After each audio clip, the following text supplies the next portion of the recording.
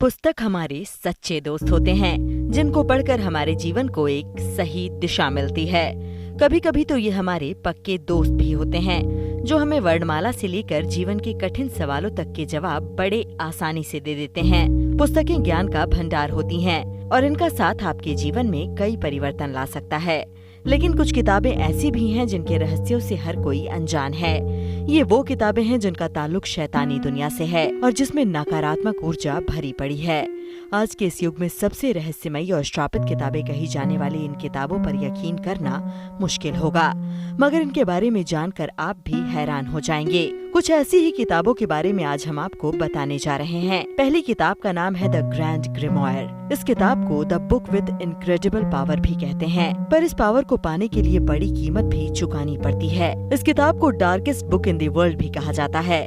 इसी साल 1512 में लिखा गया था और जिस इंसान ने इस किताब को लिखा था उसके बारे में ऐसा कहा जाता है कि वो इंसान डेविल यानी कि शैतान के कब्जे में था। ये किताब इतनी खतरनाक है कि इसे कई रीति रिवाज करने के बाद वेटिकन सिटी की बिल्डिंग में एक सीक्रेट वॉल्ट में बंद करके रखा गया है।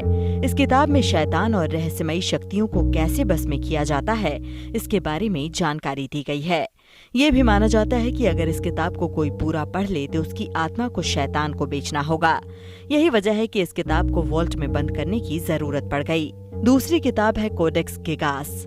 ये एक ऐसी रचना है जिसे बेहद कम समय में लिखी गई है और ये किताब शैतान की पूजा करने के लिए प्रेरित करती है। इतिहासकारों के मुताबिक इस किताब को 13वीं शताब्दी में लिखा गया था।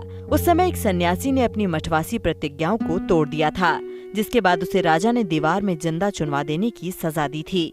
इस सजा से बचने के लिए उस सन्यासी ने राजा से सिर्फ एक ही रात में एक ऐसी किताब लिखने का वादा किया जो सभी मानव ज्ञान सहित मठ को हमेशा के लिए गौरवान्वित करे।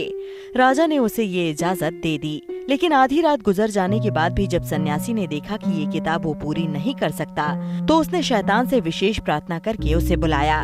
शैतान किताब लिखने के लिए राजी हो गया, मगर उसके बदले में सन्यासी से उसकी आत्मा मांग ली और इस किताब को एक ही रात में लिख डाला। चमड़े की 160 पन्ने की किताब 85 किलो वजनी है, जिसे एक आदमी का उठा पाना मुश्किल है। ये किताब 36 इंच लंबी है और इसकी थिकनेस 8 इंच की है।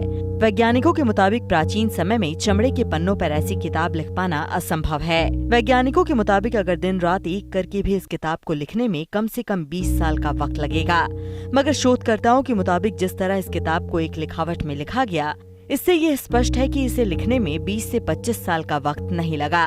फिलहाल इस किताब को स्वीडन के एक पुस्तकालय में सुरक्षित रखा गया है। तीसरी किताब है द बुक ऑफ अब्रामेलिन। इस किताब को 15वीं सदी में अब्राहम नाम के एक व्यक्ति ने लिखा था।